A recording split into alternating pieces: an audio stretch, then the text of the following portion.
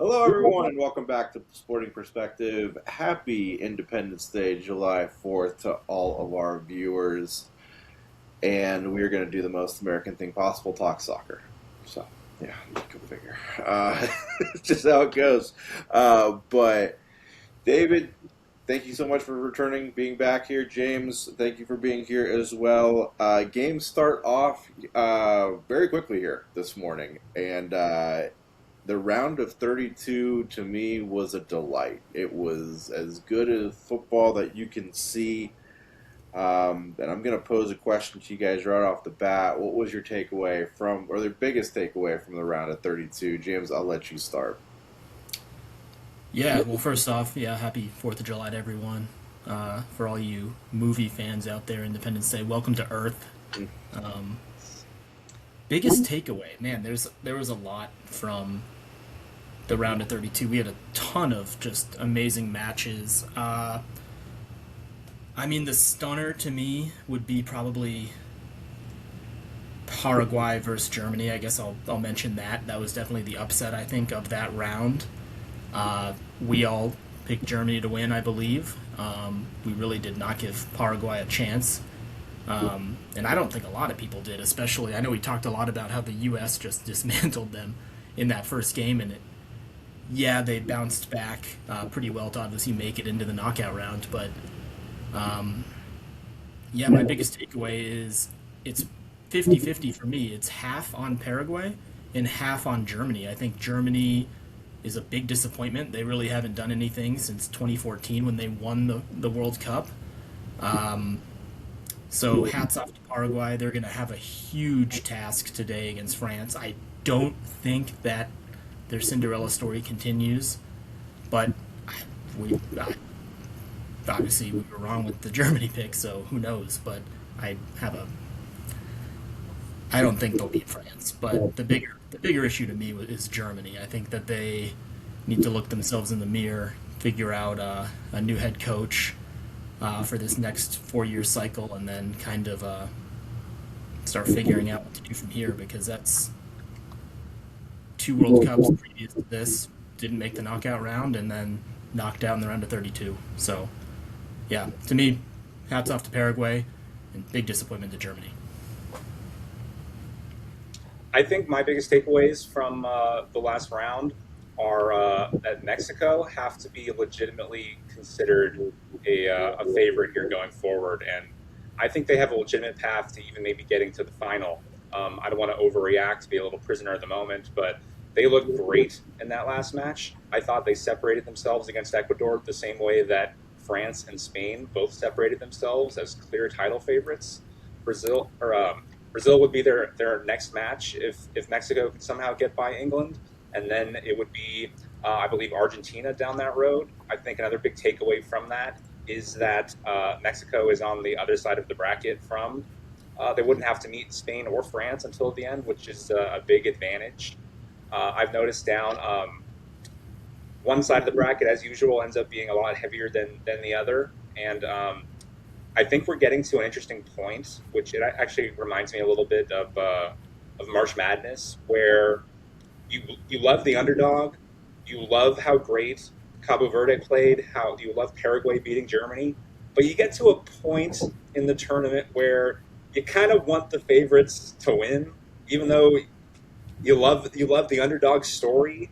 So I don't know. I'm getting to this point where I you love the big matchups that are finally coming up because there's been so many smaller teams getting their moment with this expanded tournament, and now it feels like we're getting really into the meat of things. So I'm really excited for the next round as we whittle this down and get some big time matchups. We get a Spain Portugal. You know, like the big games are coming, and I'm really excited for it. Yeah, I think my biggest takeaway from the round of 32 and kind of something overall big tournament wise is Cabo Verde. The story that they put together, I don't think is going to be forgotten. I think 99% of the viewers a month ago didn't even know Cabo Verde existed. So it's a wild situation where it's not even just like, oh, this country put their soccer team on the world map. That Cabo Verde literally put themselves on the world map of, oh my god, this country actually exists. And they, there's Cinderella stories. There's, okay, that was cute and everything like that. In 90 minutes, they tied the number one team in the world. They tied the number two team in the world. They got past a historically good soccer nation in Uruguay. What they did, it wasn't like they cheated their way into the system and like, beating weird teams here and there. They literally went head to head with the best in the world and actually proved, yeah, we deserve to be here. It would have been fascinating had they played, had they got like a favorable matchup and not played the number one nation in the world. They played, someone kind of around like an Egypt or something like that. It would have been fascinating to see if they could have advanced and moved forward because there was a lot of talent on that field and there was a lot of, they were really well coached. I have to say that. Um, so I think one of the biggest takeaways, one of the biggest things, because they put themselves in the history book doing things that we've never seen before. They'll be forever remembered, and I think this tournament will forever be connected with Cabo Verde and that spot. And that game against Argentina that we saw yesterday, I mean, that's as good a football as you're going to see. Well, they struck them. They struck Goliath with the rock. He Yeah. just didn't fall over. Yeah. I mean, they were that. There were times where I was like, "Oh my god, are they going to do this?" But Yeah. rock Easily just one of wasn't the big enough, I guess. easily one of the best games of the tournament, and maybe we saw the goal of the tournament there at the end with Cape Verde or Cabo Verde's second goal there was pretty Yeah. amazing.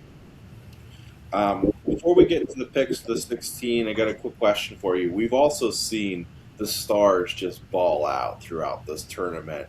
Um, which star, all of us being American, which star do you think has really, we all knew Messi. Yeah, we all know him. Which star do you think has actually elevated his name and become more of a household name, not only in the world, but here in the States? Is there someone that stands out? I mean, everyone knows Ronaldo. Everyone, maybe Holland. That's the guy. Maybe Erling That's the Holland. guy I would have said. Yeah, because I mean, we know, he's a superstar like that, but that dude just taken over, and like in my opinion, he's all over my TikTok now. That is a great point Yeah, because you consider like anybody who follows soccer has obviously known Holland for a long time now, but his face is. I would say it wasn't in that category of an instantly recognizable face to someone who's not really a big time fan. But you're right, he has been just killing it on the social media game, and he seems like such a nice person. Like he's someone that if I was in a very neutral party, I would want to root for him. He just seems like a good guy. Yeah, he looks well, like everyone knows him. Everyone knows him with Man City, and obviously we talked about Norway not having made the World Cup since '98. So there's definitely two sides to soccer. There's like your club side, and then there's the international side. Um, I'm not sure if I talked about this in the Colombia match last time. I might have talked about this, Sean, when we did our overall preview for the groups. But James Rodriguez, I think I mentioned about how the guy just kills it in the international game, and then just he's not bad on his club, but he's nothing like he is when he plays for Colombia. And Holland is proving that he can do it with Man City and he can do it with Norway. yeah, he just looks like he's having a blast at being over here in the States too, just doing. The Norwegian fans look like they're having a They're blast. having a blast. Yeah. One more thing before we get into the picks, I just wanted to mention this as well. Just kind of like a star asterisk highlight of the round of 32. A lot of history was made. Mexico winning their first knockout round match in 40 years. Norway, Egypt, Canada. I know there's another one in there somewhere. All winning their first match in many or forever. In a knockout round. So a lot of emotion going on throughout these matches. So let's just jump right on into it in today's matchups. Yeah, you guys ready? But Yeah. Let's do it. Canada kind of took down South Africa and probably one of the more snoozers of the first round. Taking on Morocco. Morocco looked pretty good against the Netherlands. This game is taking place in Houston, so they'll be in the dome. Who do you got, Canada versus Morocco? I'm going Morocco. I just think they're going to be way too offensive. Not that Canada won't be motivated. I just don't think they have the star power and really just the what's the word I'm looking for? The class, I guess, to compete with Morocco. Yeah, I think the experience from the last World Cup for Morocco is definitely going to help them. Um, and I think if Canada were to have a chance, I think they would need a healthy Davies. We saw him come on in the second half of that Canada match for South Africa, and he just brings so much to the table for Canada. And not having him fully fit, I think, just really lessens that counter attack and that offense. And I think Morocco's just going to be too much for Canada to handle. And their, I don't want to say Cinderella story by any means, but I think it comes to an end for Canada today. I think Morocco is definitely in a different class than Canada, and I don't think that's really sunk in with the rest of the world yet. Even though Morocco has been, like James mentioned, even in the last tournament they had a deep run, but I don't think people still hear their name and think a top 10 world soccer team. And I think it is going to be just too much for Canada. But if you want to look on the opposite side of that, I think Canada is a really talented team that a lot of people pegged as a bit of a dark horse this tournament. And while they haven't showed it, they really haven't played anybody close to Morocco's talent. And some teams respond to being a little bit of an underdog to a little bit higher opponent. You raise your game, you play up or down to your opponent. So I would really love to see Canada play up here.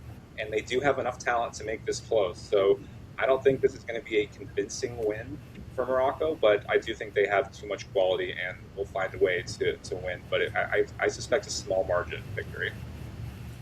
I'm not going to say too much here. I think Morocco wins this one. If we were re-ranking every nation left, 1 to 16, I would actually put Canada at 16, given from what they've done in the tournament and just kind of overall history and everything like that. I think Morocco wins this one. As both of you kind of said, kind of they fly a little bit under the radar. We saw what they did against the Netherlands. They're really good. They've been good in these previous tournaments. Only 1 or 2 African nations left, and you know, I think they're gonna. I think they're gonna win this one. I don't want to say easily, but I could see almost like a 2-0 situation. Morocco winning. Let's head to the afternoon game. On this July 4th, France, who's just basically looked dominant throughout this whole tournament at this point, taking on Paraguay.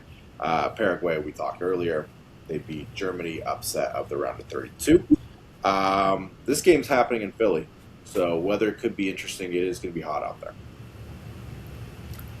I mean, I can't not take France. Their offense just boasts way too many just unstoppable weapons. It's just wave after wave of attack for France. Even guys that come off the bench seem to make their mark. And Paraguay's going to have to defend their asses off like they did against Germany, because Germany, they weren't bad in the sense of they had a lot of the possession. They were just crossing in, you know, balls into the box left and right. But Paraguay just they defended really well. Germany did not stamp their mark on obviously scoring enough goals to win, and I just don't think Paraguay can do that again. I just don't think lightning strikes twice, and whether it's Dembele, Mbappe, Michael Elise with all the assists he's had, there's just too much on that France offense. I mean, I'm not even mentioning a lot of the other guys who've scored goals as well. It's just it's too deep of a team, and I just can't see France losing. I think Paraguay is going to try to do exactly what they did to Germany, which is play for penalty kicks from the start. I can't see them scoring more than one goal, maybe off the counter, just because of how deeply they're playing. but France is going to find a way to score 2 to 3 goals, and I just cannot see Paraguay finding that kind of offense against them. But France is the juggernaut, and it's clearly a different level of team than this German team is, even though Germany has such strong name power. But France is a different level, and I expect a 3 or 4 to 1 result for France. Yeah, I'm going to take France here. It's not just us, the rest of the world is seeing it as well. France has really put themselves on a different level in this tournament at this point. And I was a talking stick last night making my bets to win the World Cup with 16 teams remaining. They're going off at even odds. So, I mean, even the casinos are feeling it. France has kind of put themselves just on a different level at this point. They're the Dodgers of this World Cup. So, It would be their third straight trip to the finals, right? uh, yeah, They won it in 18, yeah, lost yeah. Argentina last one. Yeah, so third straight. But yeah, they just have so many different ways they can come at you. So I'll take France. Let's jump over to tomorrow's matchups. We'll start with Mexico England. It's not official yet, but it's like 99% official that this game is getting moved up like 7 hours. So it would be before the Brazil Norway game in that case. So we'll start with that one first. Mexico has looked very good. One of only two nations in this tournament that have not allowed a goal. And obviously, where this game is being played in Azteca, England got a scare from Congo, and the England managers come out and say we have zero shot in this one. But that being said, weirdly enough, England is favored, which I don't totally understand. So I think this is going to be a great matchup, but what do you guys think? I'm riding with Mexico mainly because, I mean, well, let me say this. Mexico's been very impressive. They have not allowed a goal, I don't believe, or they haven't conceded a goal. And with this game being in Mexico City at the Azteca, these England guys are going to have a hell of a time catching their breath, running for 90 minutes. So I'm curious how they're going to adapt to the altitude, and can they? I mean, like I said, half these guys, more than half, they play in England where it's pretty flat, pretty close to sea level. So this will be quite the test for England. I think if they want a fighter's chance, they need to score early, get on the board, get that confidence going. Just because, if you go down a goal to Mexico, the huffing and puffing starts feeling a little worse. But if you can get a goal in the first 10 to 20 minutes, maybe the adrenaline sticks around a little bit longer. But I have Mexico. They've looked so good. They don't lose at the Azteca. And my biggest thing is, can Kane bail England out again? I think that's what it's going to come down to. I think this is a big moment for England. Um, that close match with the Congo, I think, really scared off a lot of people from going into that game. I think people were feeling pretty good about England, and even now, just seeing them be favored on the betting side is a little bit strange to me. But maybe that's just following the money rather than legitimate odds on this match. But I think Mexico wins this game. I think we saw in the last round that the margin of victory for most of these games is so tight. It comes down to a last minute thing. And if you're considering something to break those small margins, Mexico being at home is such a huge advantage. That stadium is going to be rocking. That city is going to be rocking. I heard that England booked roughly 15 hotels to try to confuse the Mexico supporters of where they were staying so that they would be able to get some sleep before this match. So things are crazy down there. This is one of the biggest matches in, like, when's the last time Mexico had a match of this big, going to be a primetime game? I'm so excited for this match. And I do think Mexico finds a way to get it done, but I hope it's an all-time one for the ages. Yeah, I think Mexico gets this one done. Playing at home is a big, big factor, but I'll also go to the extent of England just has not put together. I can't even say a full game, a full match. They haven't put a full half together. Like they look good for 15 minutes and then it's bad. They really got bailed out in the Congo situation. Like they just have not put it together, and you have to play a full 90, or if extra time 120, um, to really have a chance against Mexico in Mexico. And that's again against a so-so Mexico. This is a very good Mexico that we've seen now up to this point. And I just don't see it happening. I don't see the switch being turned. The altitude's going to be too much. The crowd's going to be rocking. For some reason, StubHub, this is the only ticket that's not available, so I'm guessing that's the fact that nobody's even selling a ticket. So, yeah, Mexico is the team I think advances here, and I think Mexico has a legitimate shot to make a run at the final here. I know, David, you kind of mentioned that earlier. It opens up greatly for them, but I guess it's a conversation after this game what happens because they no longer play Mexico after this. So, but I guess we'll worry about that in about a week. But I got Mexico. I think they beat England. One thing I want to say: if England loses this game, there's going to be a lot of talk in the press back in the UK, back in Britain, about Phil Foden and Palmer not being there, which were, you know, pre-tournament people were confused. Foden, I can sort of understand. He was a little down with City this year, didn't have a great season, but Cole Palmer, what we saw him do with England in the last World Cup and some of these previous couple seasons with Chelsea, I mean, he seemed like a talisman, someone who would definitely be on the team, and he seems like someone who, with what I've seen from some of these midfielders and wingers for England, someone they could have used. All right, so let's move on to the second match of tomorrow. Brazil, who took down Japan. That was a little bit of a scare for Brazil there as well.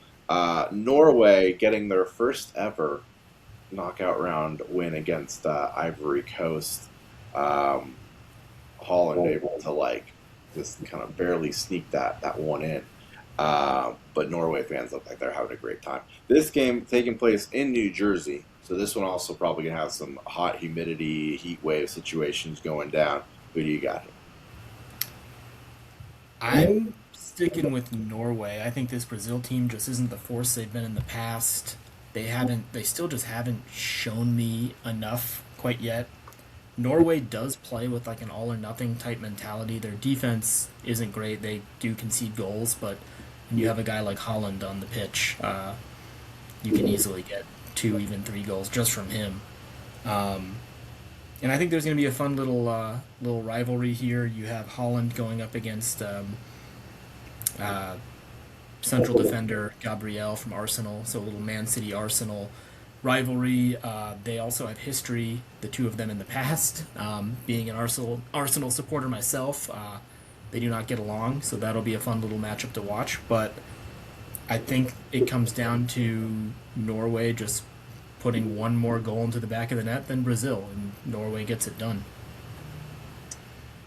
My heart says Norway, my brain says Brazil, and I don't know. I think both teams struggled a bit getting here in this last round. I think a lot of people thought Japan, maybe not robbed, but that Japan was maybe the better team against Brazil, and were a bit unlucky to not go through here. And I think Brazil at some point needs to be a little bit offended that they get criticized so much after every match for not playing up to their potential. And I don't know that we're going to get the Brazil that we keep expecting to see. And in that case, I'd love Norway to go through. It's a great story. They're a great team, um, but I'm not sure that Brazil is ever going to be the team that we think they're going to be with this roster. There's just some sort of a disconnect there. But you can see that even after maybe getting outplayed against Japan, that all it takes is a few moments of really great quality, and they'll always have that. So even if Norway is holding the lead for a lot of this match, which I think a lot of people think that's going to happen, I wouldn't be surprised if all of a sudden Brazil scores 2 goals in 5 minutes, and this game is going to get turned on its head. So I think it's going to be real close in the end. I do think Brazil is going to find a way to sneak past Norway, even though I'm kind of rooting for the opposite, I think.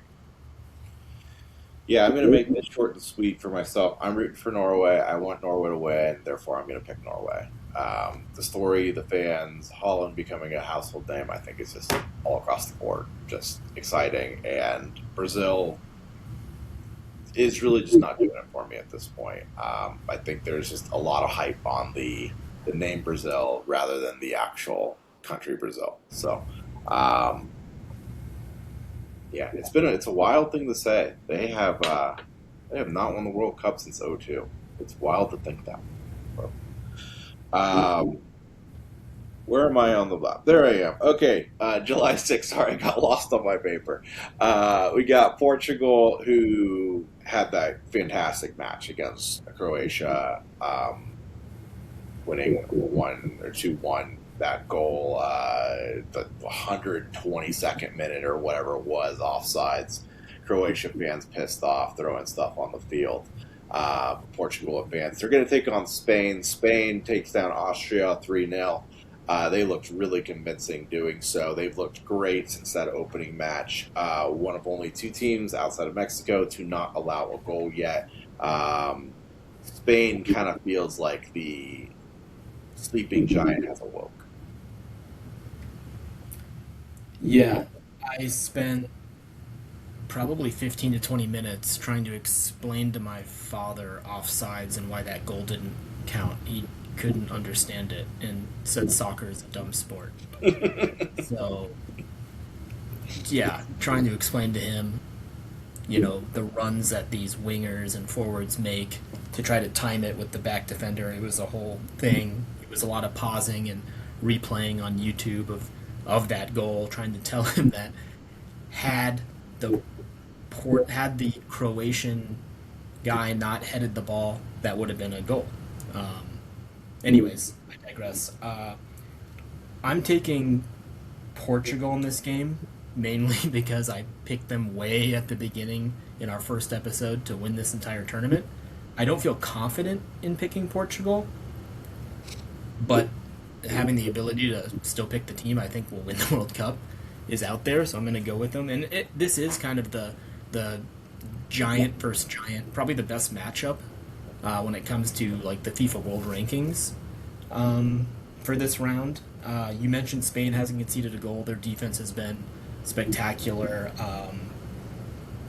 and it's funny. I think that for Portugal to win this game, they're going to need some Ronaldo magic because they won't. I mean, I think they'd be a better team without him, but they're going to keep playing him. So he's going to need to net a goal, maybe two, for Portugal to win this game. And then, maybe after this World Cup, they can figure out, moving forward without him. I think they should be doing that now, but we discussed that in the last podcast. So, really, if I was betting this game, I'd probably take Spain, but because, like I said, I picked Portugal to win it all, so I'm going to go Portugal. I think Spain is going to get through this one. They looked really good in their last match. Finally, the team that everybody kind of expected them to be. But to be fair, I mean that was just against Austria, and Portugal is a totally different beast than that. I don't think we're going to see that complete dismantling type of one-sided performance again, just because the competition's changing. And Portugal has enough talent that I think this is going to be a very competitive match. I wouldn't be surprised if it was a 1-0, 2-1 kind of scoreline, but I do think Spain is going to get through. I think Portugal, as well as they did play against Croatia, which I think a lot of people had Croatia going through there, I think Spain is a different level even to that, and I think Spain finds a way. Yeah, I'm not going to add too much here. I think Spain advances. There's just too many guys that can score, and on top of it, their defense has just been really good at this point. Only one other nation has done it, Mexico, not conceding a goal. Speaks a lot. So I'm going to take Spain purely on the fact that I think Portugal has a hard time finding the back of the net. Let's move to the afternoon game on Monday. USA taking on Belgium. USA takes down Bosnia. Really, the big storyline coming out of that one is the red card. On the other side, Belgium looked real bad, and the announcers for 75 minutes were like, "This is a very disappointing experience for Belgium. They don't look good." And then out of nowhere, they score 2 goals, crazy comeback, get bailed out with a penalty kick, and they advance. Um, who do you got? USA, Belgium. Belgium's favorite. This game is in Seattle. That should help out the USA. Yeah, I want to see how. I mean, we've seen the U.S. play in Seattle already, and that 12th man that 99% of the time is there for the Seahawks. Maybe the Sounders. I don't know. I think the Sounders put there. But I just want to see how much that helps this U.S. team, picks them up when Belgium has counterattacks or is pushing offensively. But I can't not pick the USA. It's going to be a little more difficult. Uh, it seems like Pepe is going to get the start. That to me just seems like the most logical. I think we need to see a little bit better play out of Pulisic. He hasn't been bad. I think he's definitely had some runs. He was actually the one who I think drew the foul for the Malik Tillman free kick. But I just want to see his game elevated to like AC Milan level. He needs to be the guy. He needs to be Captain America. Um, and the defense just needs to be. They can't afford to make errors because even though this isn't the golden generation of Belgium, De Bruyne is still pretty world class when it comes to passing. Lukaku somehow just still. It seems like he's scoring a goal every game. They're definitely not in their prime, but there are guys on this Belgium team, Doku, Trossard. I mean, they have the talent. I just don't think that they are quite in that prime form that they were in previous World Cups. So, not. I mean, this is going to be by far the hardest match that the U.S. will have played so far.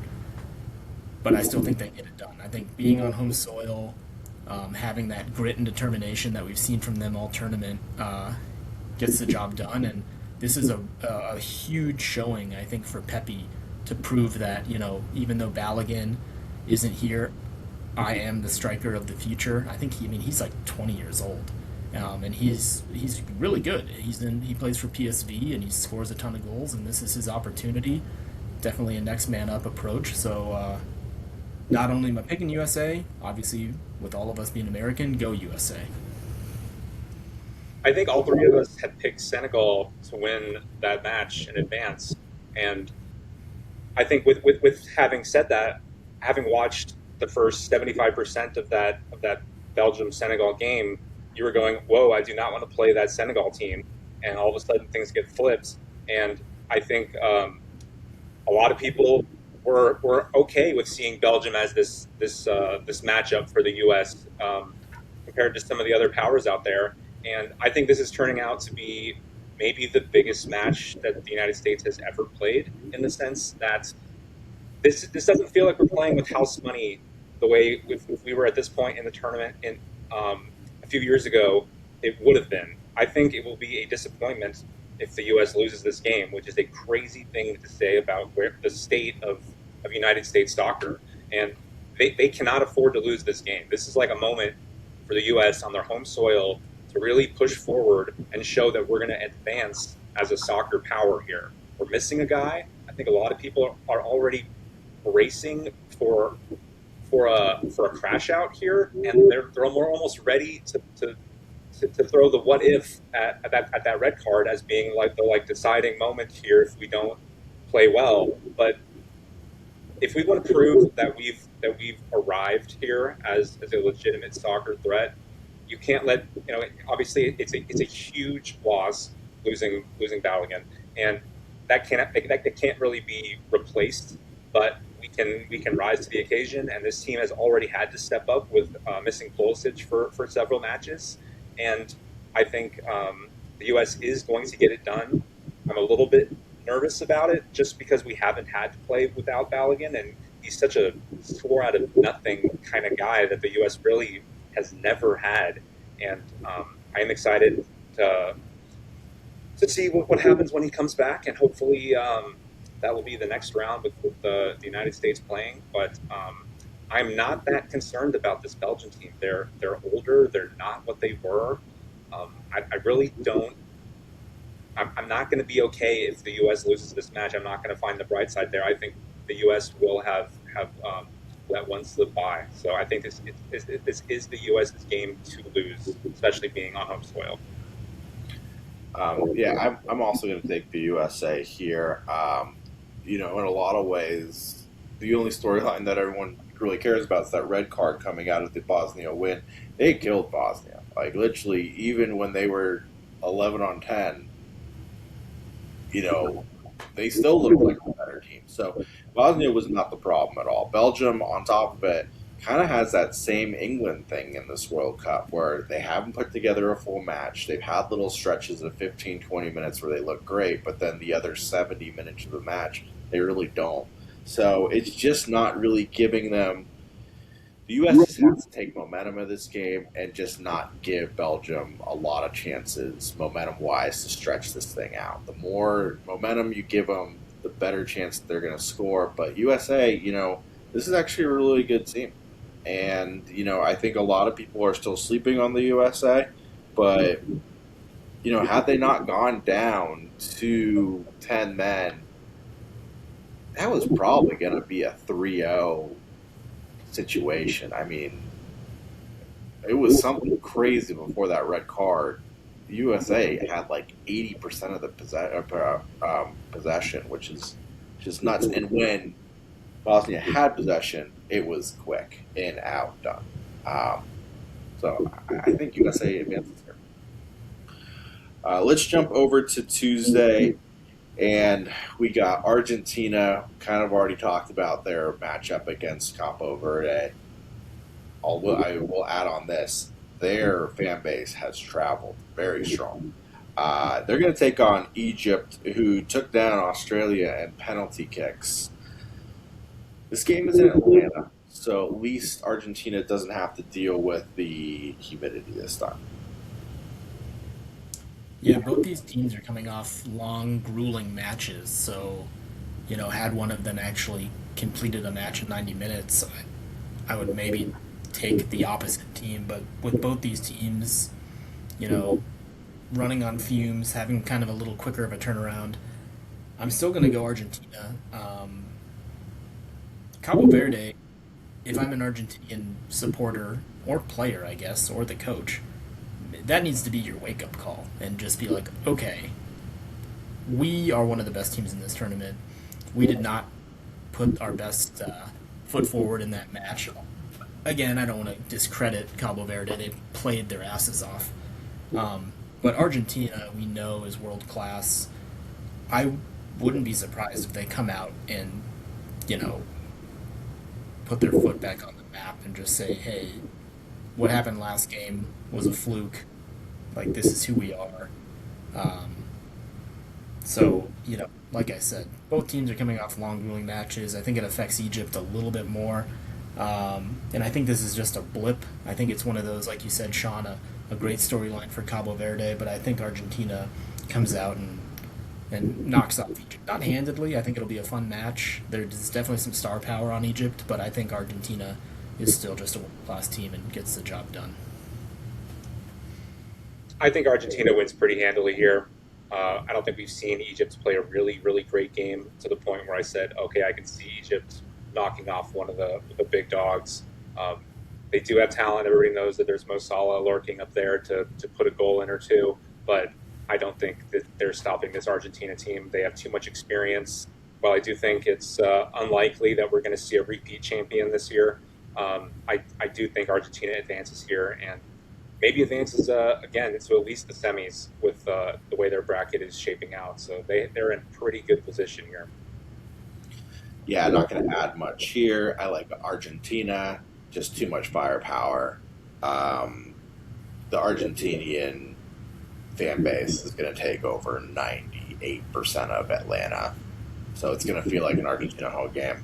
Yeah, I think this might be the most uncompetitive matches of the round of 16.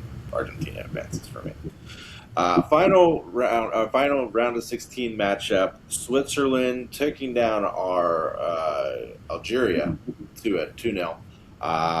Colombia looked very good against Ghana, 1-0 there. Could have been 2-0, another offside situation on that one. But Colombia, Switzerland, Colombia fans also have seemed to take over the States. Who do you got? Yeah. And this game will be, I think is it being played in Vancouver? Sorry, yeah, Vancouver. Yeah. Okay. Not that that changes anything for me. I'm taking Colombia. I think they're the best team for me that no one's talking about. Their defense has been ridiculously good. The speed they have on counterattacks is really good. Switzerland to get the job done, I think, is going to have to be super disciplined, and I will give Switzerland a lot of credit. They have played very, very well, much better than I would have thought coming into the tournament. But Colombia, I think, is just, we talk about France, we talk about Argentina, we talk about Spain, maybe being kind of the big three. Colombia, I think, right there at number four, and very well. They have a favorable side of the bracket, with maybe a matchup down the road against Argentina coming. But I think Colombia is really, really, really good, and not enough people are talking about this team. Um, Obviously, Luis Diaz, being on Liverpool, he's kind of the big name for them. I mentioned James Rodriguez earlier. He seems to just come up big when it comes to playing for Colombia. He just loves that international game, apparently. Um, yeah, and over the years, I've debated, we spell our name the same way. Do I ever change my pronunciation from James to James? So I think Colombia gets it done and knocks off Switzerland. I agree that I came away from last night's match against Ghana really impressed with Colombia. But that said, I think Switzerland is James, you said that Colombia was your most underrated team. I actually think it's Switzerland that's the team that's flying the most under the radar. Um, they really haven't beaten anybody. I think they beat Canada at one point, and maybe a match that didn't necessarily matter for Canada. But I think they played really well. And while I don't see either of these teams making a huge, deep run, I think Switzerland is going to put a few more goals in. And as good as Colombia's looked, they haven't really had a game where they've scored a ton. These games have been kind of low scoring and tight. And I think Switzerland is going to score early and put up a few goals here. And I don't think Colombia is going to be able to match that. I got Colombia winning here, and Colombia has actually become my dark horse in this whole tournament. I could see a way that Colombia actually not only wins this game, but makes it all the way to the final. Colombia's fan base is rocking. They look really, really good.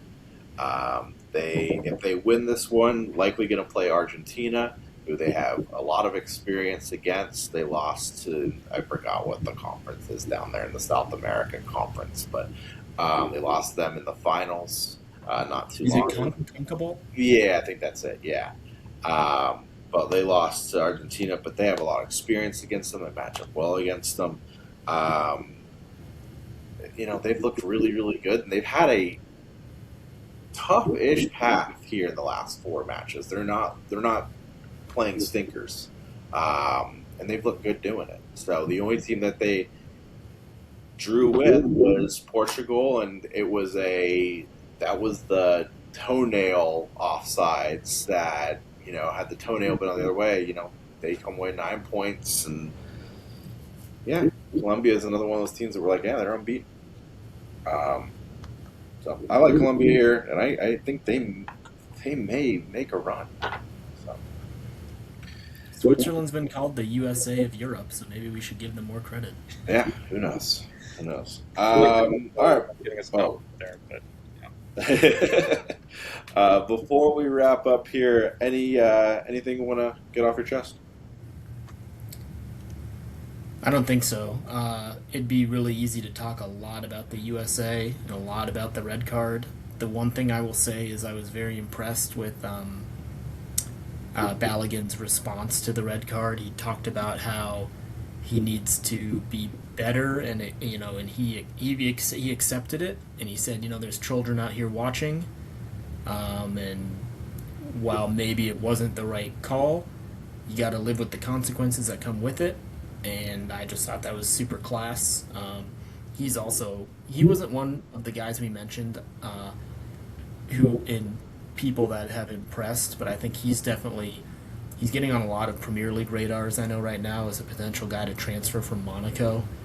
It'll be interesting to see where he goes if indeed that happens. But yeah, it's interesting because we saw in the very first game for Argentina, Messi sort of do the same thing while looking at the back of the player, didn't get carded. I just thought it was a little egregious to just go immediately with the red, especially because they didn't even throw a yellow out there when it happened in real time. And then it goes to VAR, they slow-mo it down, super slow. And yeah, we could go into a huge talk about that, but it really was an egregious call, I think. But like I said, I thought Balogun handled it well, and this is a huge opportunity for other players in the U.S. to step up. I think technology has been a huge loser so far in the World Cup here, with people getting really frustrated that someone being a toenail offsides, as if that's some sort of determining factor in someone being in a good position to score a goal, or the Croatian where it's a header because the ball said contact was detected, even though the human eye can't even see the contact occur. Or we're going to look at this Balogun play 1,000 different angles, and all we're doing is kind of freeze framing at one frame that looks really bad. But if you actually watch what happened, clearly not a red card play. And I don't know. I think there could be some change going forward with the way some of these reviews happen. I know it immediately made me think of baseball, where someone's stealing second base and they're looking to see if they're in there safe, and they're calling a guy out because he came off the bag for one fraction of a second.